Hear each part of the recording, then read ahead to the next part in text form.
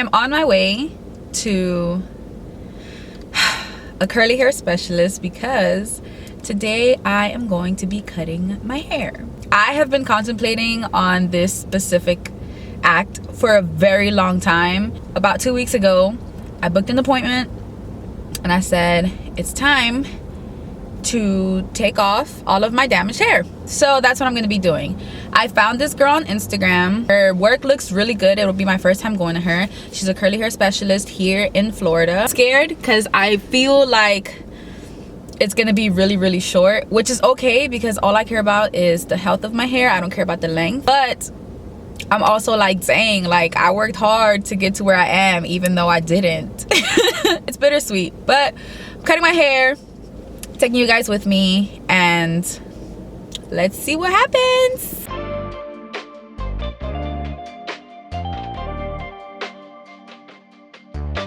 So basically I feel like I no longer know my hair. Okay. I feel like the definition is different. I know it has a lot to do with old color damage. This I did on my own.